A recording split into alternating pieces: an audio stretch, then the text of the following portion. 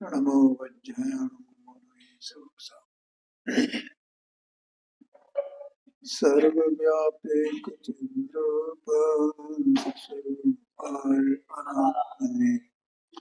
स्वकुलंदे प्रसिद्धाय ज्ञानानंदात्मने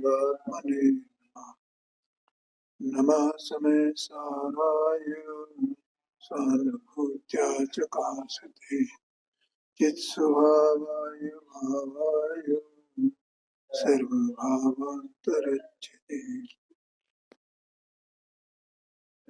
हाँ,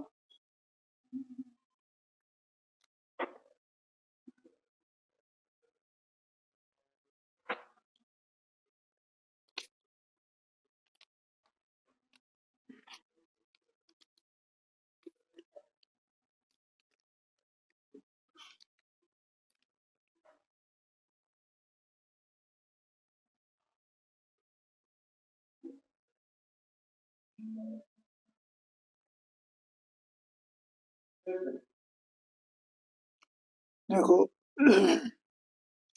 एक गाथा 23, 24, 25 तीन गाथा एक साथ है समय सारथी शास्त्र में।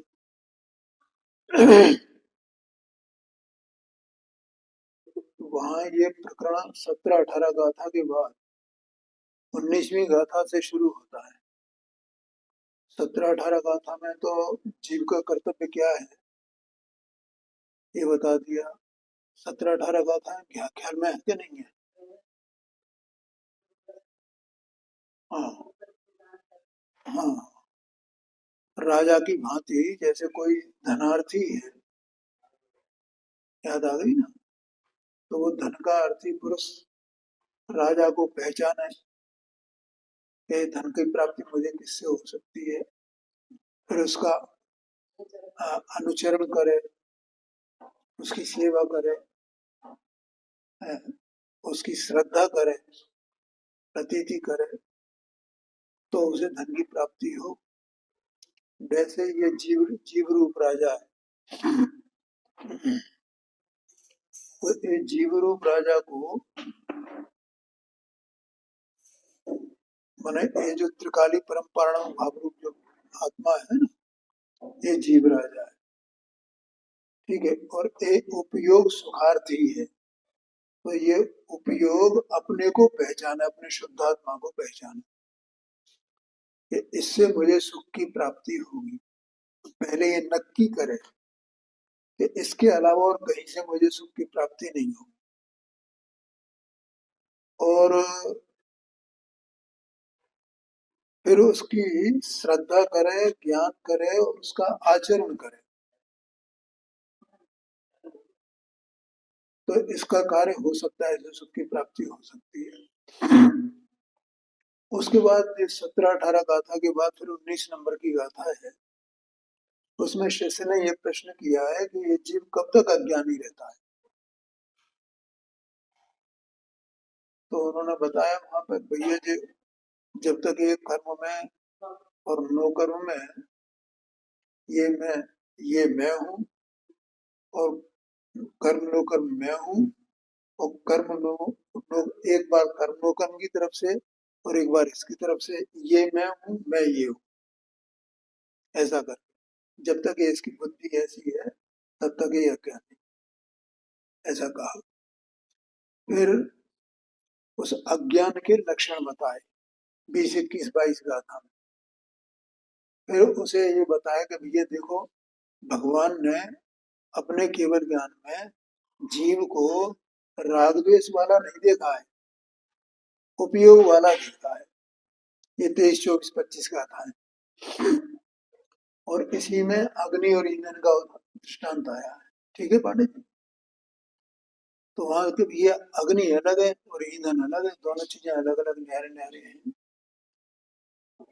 ऐसे आत्मा अलग है और देहादिक, और ये गे ईंधन का उदाहरण जो गे की अपेक्षा से आता है कि गे न्यारे हैं और आत्मा न्यारा है, और ये सब देहादिक वगैरह सब ये गे है।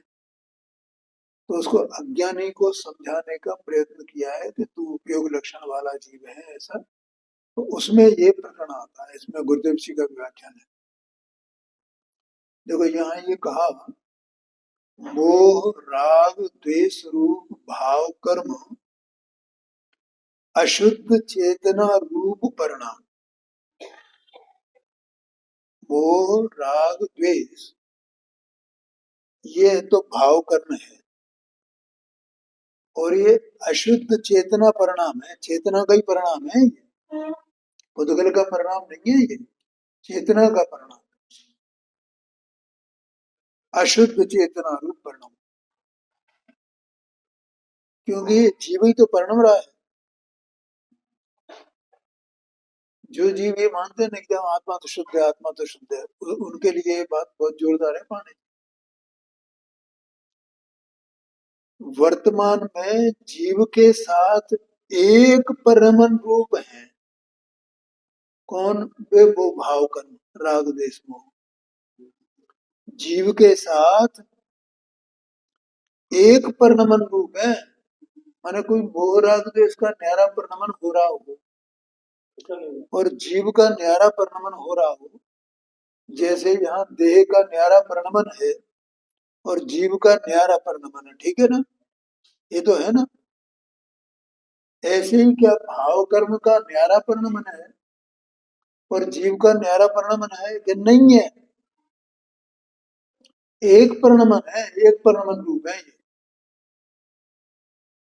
ये कह रहे हैं। परिणमन की अपेक्षा से वे एक ही हैं। तथा अशुद्ध परिणाम के साथ वर्तमान में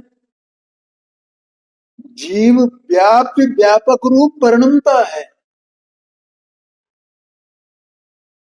जीव व्यापक, व्याप्य व्यापक माने क्या कि वो जो परिणाम हुआ है जीव उसमें व्यापा है। इस अज्ञानमयी राग द्वेष मोह रूप जो परिणाम है, तो वो अभी तो ये बेकार समझो। राग द्वेष मोह, राग द्वेष मोह तीन चीजें। अब उसके ये लक्षण है, ममपना फलाना ढिमका, ये जैसे राग का लक्षण बताया जाता है। राग का लक्षण क्या है, द्वेष का लक्षण क्या है, मोह का लक्षण क्या है, ये तो लक्षण बताए हैं। सामान्यपने वो विकार है ना, मोह राग द्वेष में ही। तो वो विकार जीव के साथ एक में एक है, क्योंकि जीव का परिणाम जीव के साथ एक में एक है ना। तो और वो परिणाम जीव का स्वयं ही विकार रूप है। तो वो जीव, जीव का परिणाम, जैसे जीव अपने परिणाम में व्याप्य व्यापकपना है कि नहीं उसका? भगवान है, सिद्ध भगवान, सिद्ध भगवान के केवल ज्ञान है, केवल दर्शन है, अव्यवाद सुख है। तो एक केवल ज्ञानी सिद्ध परमात्मा के, अनंत परमात्मा के ये परिणाम है कि नहीं है कि नहीं? तो उन परिणामों के साथ सिद्ध भगवान का, वो सिद्ध भगवान का जो द्रव्य है उसका इन परिणामों के साथ व्याप्य व्यापकपना है कि नहीं? व्याप्य व्यापकपना क्या? व्यापक माने पसर जाना। काय में पसरा है? उन परिणामों में पसरा है, ठीक है। और वे परिणाम उसके पसरने पने रूप हैं। उसके पसरे बिना वे परिणाम नहीं हो सकते हैं। वे परिणाम हैं तो उसमें जीव पसरा है, आया कि नहीं आया, ऐसा कहते हैं। अब जो अज्ञानी जीव है, अनाद से मोह राग द्वेष परिणाम हो रहे हैं और वो उसके परिणमन का एक ही रूप है ना, एक परिणमन रूप है ना, एक ही समय में है, एक परिणमन रूप है ना। तो वो एक परिणमन रूप होने से जो जीव है वो उसमें अपनापन कर रहा है ना। अगर उसमें वो जीव माने चेतना भाव नहीं हो तो वे जीव के कहे कैसे जाए? चेतना भाव के साथ में वे एक में एक हो रहे हैं ना, वो विकार। यानी विकार न्यारा और चेतना न्यारा ऐसा नहीं। वो चेतना ऐसा ही मान रही है मैं ये हूं। क्या कहा? चेतना क्या मान रही है? चेतना तो जानने देखने रूप है। तो क्या जान रही है, क्या देख रही है, क्या मान रही है, क्या आचरण कर रही है वो? बस ये व्यापी व्यापक बना। और वो चेतना ही तो जीव है। जीव का क्या है लक्षण, वो तो बोलो। जीव कोई अलग से नहीं है कि वो शुद्ध आत्मा अलग से पड़ा हुआ है और पर्याय अलग है। ऐसा नहीं है। ये तो अपन ने प्रवचन सारणी में पढ़ा है ना। कहीं कोई संधि पर्याय में और द्रव्य में है ही नहीं। जोड़ नहीं है उसमें। हाँ, कहीं कोई जोड़ नहीं, कोई संधि नहीं है पांडे जी, पर्याय में और द्रव्य में। बहुत, ये बहुत कठिन बात है जीव को समझना।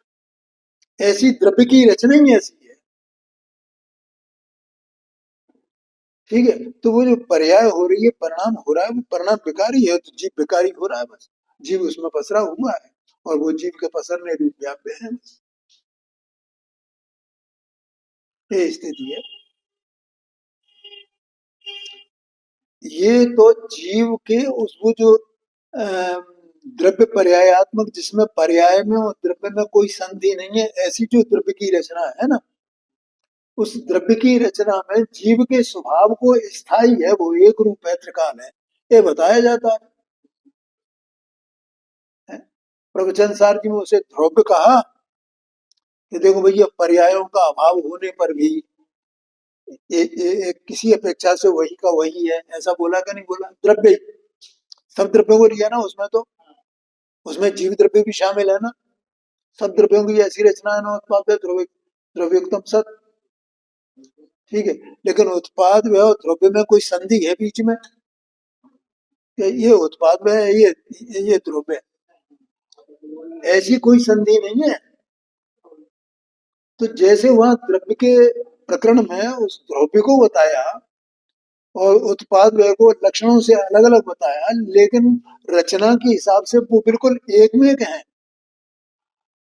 ऐसे ही समय सार जी को देखें, जहां आत्मा के स्वरूप का बताया गया है, तो वहां उसको कहा कि ये शुद्ध स्वभाव आत्मा का ऐसा है, शुद्ध स्वभाव ऐसा है, शुद्ध स्वभाव ऐसा है। ये किस लिए? कि वो जो विकार हो रहा है, वो विकार उसका स्वभाव नहीं है, ये बताने के लिए। और विकार होएगा पर्याय में, क्योंकि कार्य पर्याय में होता है। तो अभी उस काल में भी कोई पर्याय में और द्रव्य, उसके ध्रुवता में जो त्रिकाल स्वभाव है, जो ध्रुव है, उसमें कहीं कोई संधि नहीं है। क्या कहा? संधि है तो काय में है कि परद्रव्य जन्य जो विकार है और आत्मा का जो स्वभाव है, उसमें संधि है। संधि काय में है? इनमें संधि है। लेकिन द्रव्य के द्रव्य माने उसमें पर्याय में और उसकी ध्रुवता में संधि नहीं है। उसके ध्रुव स्वभाव में जो चैतन्य चैतन्य चैतन्य ऐसा स्वभाव है, और जो पर्याय है उनमें कोई संधि नहीं है। उसकी रचना में कहीं कोई संधि नहीं, वो तो अखंड है, अभेद है बिल्कुल।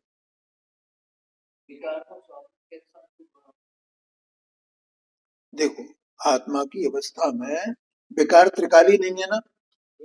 वो तो एक समय भी जो पर्याय उत्पाद में हो रहा है, और वो द्रव्य का स्वरूप ही है। उस उत्पाद व्यय में एक समय की पर्याय में, उत्पाद व्यय रूप एक समय की पर्याय में, उसमें कर्म के उदयजन्य विकार हो रहा है।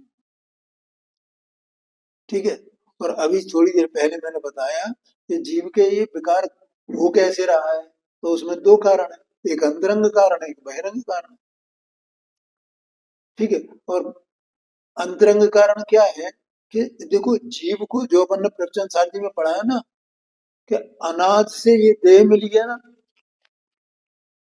तो इसे देह का और अपना भेद ज्ञान नहीं है ना। ठीक है। अभी जो मैंने बात बताई, इसमें बोला बोला करके यहाँ। ठीक है। अब देह की जो हरकत हो रही है परमाणुओं की, तो ये जीव क्या समझता है कि मेरी हरकत है ये। ठीक है। तो ये इसका ज्ञान हुआ ना। और इस अज्ञान से ही इस देह संबंधी उसे राग द्वेष उत्पन्न होते हैं। और देह को कारणभूत अन्य बाहर के पदार्थ हों उनमें राग द्वेष करता है ये। तो ये राग द्वेष तो अपने से ही कर रहा है ना, तो वहां कर्म का निमित्त बताया, कर्म का उदय उसका निमित्त है। बोलो समझ में आया कि नहीं आया? नहीं आया पांडे साहब? दो बातें हुई। हाँ वही मैं बता रहा हूँ, उसी पे आ रहा हूँ मैं। तो ये राग द्वेष हुए ना। अब राग द्वेष हुए तो ये हर क्षण नवीन नवीन हो रहे हैं कि नहीं हो रहे हैं? ठीक है। और जीव द्रव्य स्वभाव से कब से है?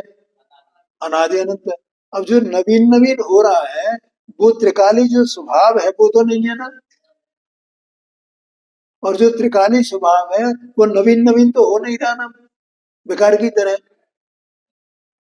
इसलिए उनमें संधि है कि वे न्यारे हैं और स्वभाव न्यारा है। ठीक है। अच्छा अब वो बेकार निकल जाएगा ना, बदलता रहता है ना, हर समय बदल रहा है कि नहीं बदल रहा है? बोलो। हर समय बदल रहा है बस, लेकिन वो अनाद से चला आ रहा है बस, इस अज्ञान के कारण से। ठीक है। अब चूंकि यहाँ उत्पाद रूप जो पर्याय है और द्रव्य का जो त्रिकाली त्रिकाली पना है उसमें कोई संधि है नहीं ना, इसलिए पर्याय में विकार हुआ तो मैंने पूरा द्रव्य ही विकारी हुआ है ना। बोलो समझ में आया पांडे जी क्या नहीं आया? पूरा द्रव्य क्या हुआ है? विकारी हुआ है। और ये अपने को बिल्कुल बेकार मानना है ऐसा। अब वो बेकार कब टूटे? जब इसमें से इसका एकत्व छूटे, अज्ञान छूटे, अज्ञान का भाव। तो वो अज्ञान का भाव हुआ ना, तो अभी तक क्या था? जो ज्ञान है वो पूरा का पूरा अज्ञान रूप हुआ ना। अब अज्ञान का भाव हुआ तो ज्ञान हुआ ना, इसका मतलब अज्ञान का भाव हुआ ना। तो अज्ञान रूप जो विकार था उसका अभाव हुआ कि नहीं हुआ? तो वहां मोह का अभाव हुआ कि नहीं हुआ? रागद्वेष का किंचित कुछ मात्रा में अभाव हुआ कि नहीं हुआ? और उनका अभाव हुआ तो स्वभाव प्रकट हुआ कि नहीं हुआ? हुआ। ये बात है। इससे सिद्ध होता है कि विकार में और जीव के स्वभाव में संधि है, लेकिन उत्पाद व्यय या पर्याय और द्रव्य में कोई संधि नहीं है। ऐसे वे हैं, ऐसा स्वरूप है उनका। अब ये देखो अपन ने दो दो चीजें मिला दी, कौन कौन सा? एक तो प्रवचन सार की बात और एक समय सार की बात। वस्तु स्वरूप में ये ऐसा है भाई, क्या करोगे आप? हाँ जी हाँ जी। इसलिए उसमें जो विकार हो रहा है, जो परिणाम विकारी हो रहा है, तो वो द्रव्य ही उसमें व्यापा है, ये कह रहे हैं। जीव उसमें व्यापा है, वो जीव का व्याप्य है वो विकार। निर्मल पर्याय हो तो जीव निर्मल पर्याय में व्यापा है, वो उसका निर्मल पर्याय उसकी व्याप्य हो गई एक में। यही बात है। समझ में आया बात? और आपको यही समझ में नहीं आया होगा उसको इसमें इतना। इस कारण उन परिणामों से जीव के भिन्न पने का अनुभव कठिन है। जीव के भिन्न पने का, कि जीव भिन्न है और वे परिणाम मान वो विकार भिन्न है। असली में तो विकार भिन्न है और जीव भिन्न है। अब जब जीव स्वयं ही उसमें एकत्व कर रहा है तो उसे अनुभव कैसे होगा मैं भिन्न हूँ? यही बात है। और उसका मूल कारण ये जो पर्याय मिली है उसमें एकत्व इसका है। ये अपन ने अभी 117 18 गाथाएं पढ़ी थी ना, 116 117 118, ये सब ये इसमें आया था कि नहीं आया था? किस तरह जीव के स्वभाव का पराभव हो रहा है, ये कर्म कैसे जीव के स्वभाव का पराभव करता है। वो दीपक की भांति दीपक का दृष्टांत था ना। और फिर वो वृक्षों का दृष्टांत कैसे, वो पानी पानी और वृक्षों का दृष्टांत, उसके हिसाब से याद करो उसको।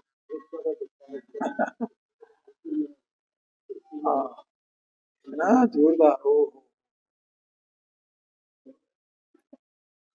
तथापि अब देखो, सूक्ष्म संधि का भेद पाड़ने पर, अब उसमें सूक्ष्म संधि अपना स्वभाव और विकार का स्वभाव, इसके बीच में संधि है, उसमें संधि उसमें देखनी पड़ेगी।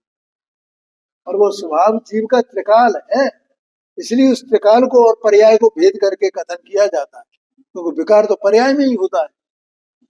लेकिन इसका मतलब ये नहीं है कि पर्याय और द्रव्य के बीच में संधि है, वो तो विकार में और स्वभाव में संधि है। तो विकार पर्याय में ही होता है, इसलिए पर्याय में और द्रव्य में संधि ऐसा करके उपचार से कथन किया जाता है।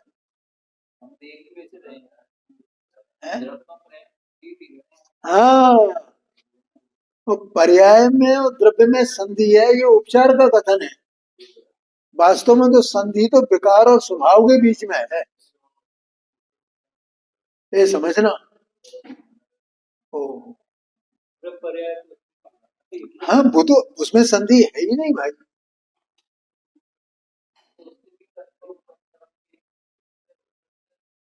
है, हाँ हाँ, उसमें भी है, लेकिन यहाँ भी ये पॉइंट यहाँ पकड़ में आया है पांडे जी, देखो क्या संधि किस किस के बीच में है, विकार में और स्वभाव में, इनमें संधि है, लेकिन पर्याय में और द्रव्य में कोई संधि है नहीं।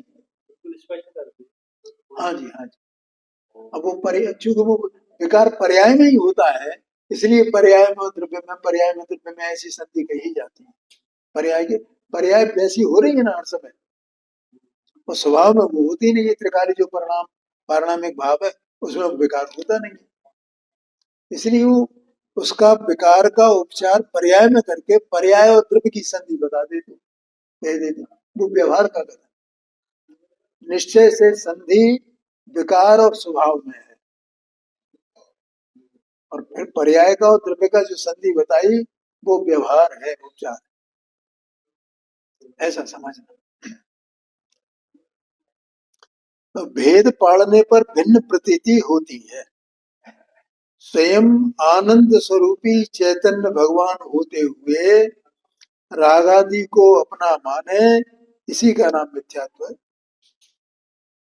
और ये सब बातें अभी अपन ने बिल्कुल स्पष्ट हो गई पानी है ना। ये जीव को अज्ञान है, तो अज्ञान के कारण क्या करता है ये, देखो मैं अभी बता दूंगा आपको, स्पष्ट कर दूं थोड़ा सा भी। तो इसमें आगे चर्चा भी आई।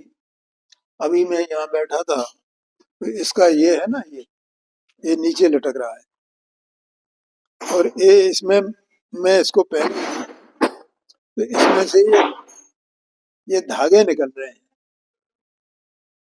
ठीक है। अब ये पुद्गल का परिणाम है, और इसमें क्रियावती नाम की शक्ति है, और इनका परमाणुओं का एक दूसरे परमाणुओं से आकर्षित होने का, ये इसमें ऐसा इनका स्वभाव है, ठीक है। तो मैं ये यहाँ लटका हुआ था, तो ये इसके साथ में अपने आप चिपक रहा था, ये मैं हिल रहा था थोड़ा, तो उसके साथ में ये हिले, तो उसमें वो चिपके बार बार, ठीक है। अब ये जो गुण है ना, चिपकने का, एक इकट्ठा होने का, ये जीव में नहीं है, पुद्गल में, ठीक है। अब ये जो देह है ना, ये तो पुद्गल की है, तो जैसे इसमें हरकत होती है, ऐसे ही जीव के इस देह में हरकत ये चलती रहती है। और जीव का मतलब जो वो दोष है वो क्या है, इसका ये अज्ञान है कि इसके साथ में ये एकत्व करता है, ठीक है। तो एकत्व के कारण इसकी जो हरकतें हैं पौद्गलिक परमाणुओं की, है तो एक पुद्गल में ही, तो उसकी हरकत को अज्ञान के कारण अपनी हरकत मानते हुए इसमें राग द्वेष उत्पन्न होता है। राग द्वेष उत्पन्न होने का कारण क्या है, इसकी हरकत को अपना माना, उससे राग द्वेष उत्पन्न हो रहे हैं।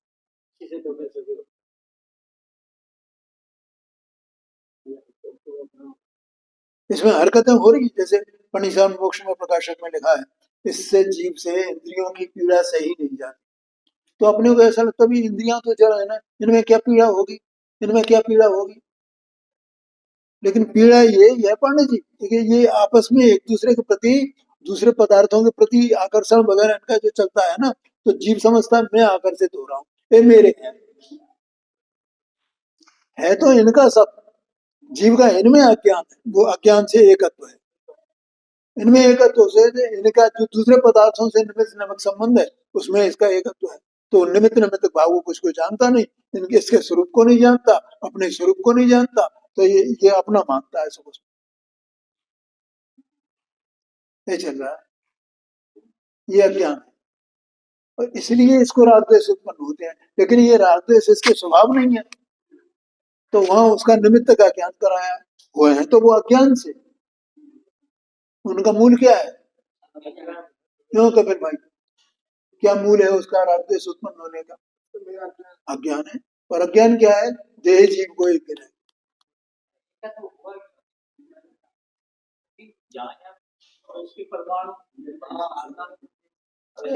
नहीं नहीं, वो अज्ञान अनादि का ही है ना,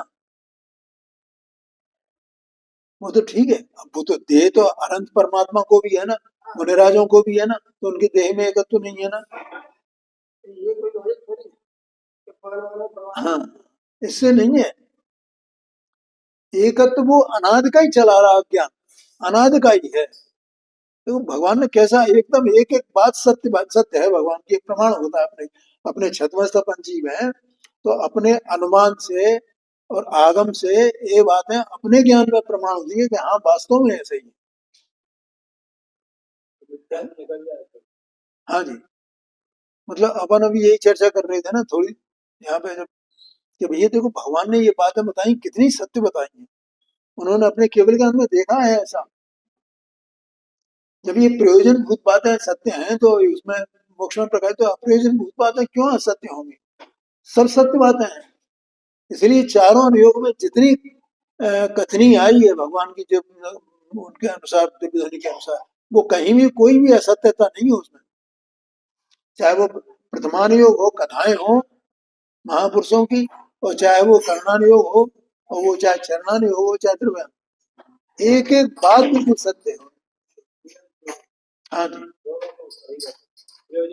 हाँ जी। और केवल ज्ञान के बिना कोई जान ही नहीं सकता उसको कि ऐसा ऐसा स्वरूप है सब, द्रव्य गुण पर्याय, ये समझना। ठीक है पांडे जी, तो ये आज बढ़िया चर्चा हुई इससे। हाँ है।